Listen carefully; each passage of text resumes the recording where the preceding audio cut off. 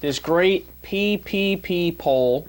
I always have to say that slowly, or else I I just lose my ability to speak.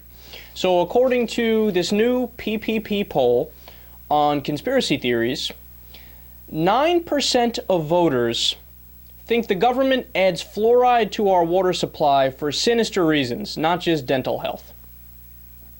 So at first glance you might think, you know what, that's a low number. It's a single digit. Who cares, right?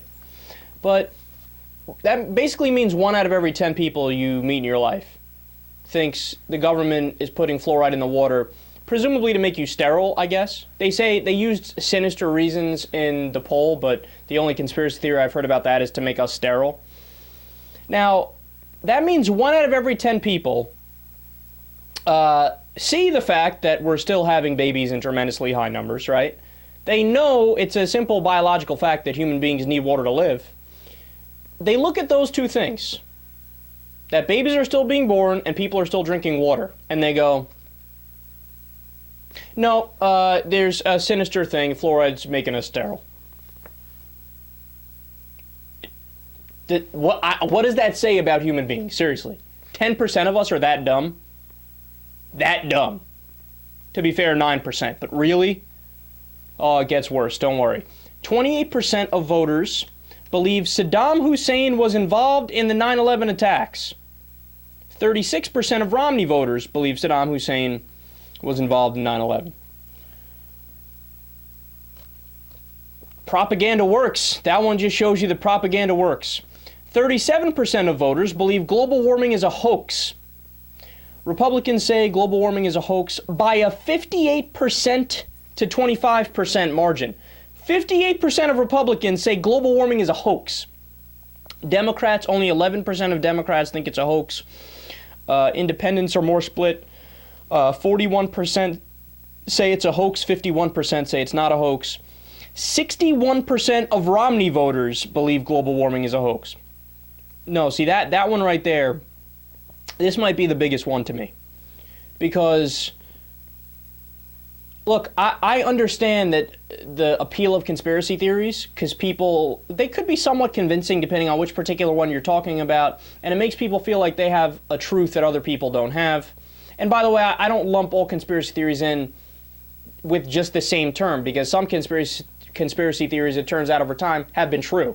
Like the Tuskegee experiments, for example. Yeah, that happened. And there's other what's called false flag operations. You had the Bay of Pigs, which we know now officially was just faked, right? So you can't lump it all together.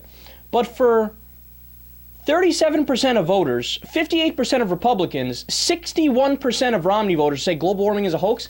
I never understood that particular conspiracy theory, because why? Why would they fake that? What's the end game? What's the point? Okay, they tell you the world is warming, and then what? They never have a logical conclusion to it, which drives me crazy. It shows that they're intellectually lazy. They don't even bother to thinking it through to some type of ending that would make somewhat sense, at least theoretically. 28% of voters believe a secretive power elite with a globalist agenda is conspiring to eventually rule the world through an authoritarian world government or new world order. 38% of Romney voters believe that. How's that for irony? Mitt Romney is a multi-millionaire, hundreds of millions of dollars, right? And they think they voted for Romney, but they thought, oh, we gotta worry about this new world order thing, man. So why did you just vote for Thurston Howell III, who's got all the money in the world? Wouldn't he be in on the new world order and the one world government? Why are you voting for Richie Rich? He obviously has the connections. You're voting for the own people who are orchestrating the conspiracy. God, they're so dumb, man. And then 28% total is a large number. And I always say it, man. Alex Jones has been saying it since the early 1990s. Oh, we're going to one world government, authoritarian regime. They're going to shove us in hobbit homes. They're going to kill a lot of us. Da-da-da-da-da-da-da-da. He's been saying it since the early 90s. At what point does it become falsifiable? At what point can we say, dude, it didn't happen? I got 1,000,001 problems with the government. If you want to talk about how corporations and big business and the rich are in bed with the politicians and they rig the system in their favor, I'll have that discussion all day because it's true. When you cross the line and say there's going to be a one world government and hobbit homes and there's going to be new world order and we're going to be forced to not have as many kids and they're going to kill us, then you lose me because then you're making shit up. 28%, man, way too large a number. And I saved my favorite number for last. 13% of voters think Barack Obama is the Antichrist, including 22% of Romney voters. Now, that's not 13% saying, hey, you know what? Not only do I disagree with him, I hate him. I just dislike him as a person and I think he's unintelligent. That's not what they're saying. They're saying he's the Antichrist. They're not even saying he's a Antichrist in like a metaphorical kind of way, right? They're saying he's the Antichrist. 13% of voters, 22% of Romney voters.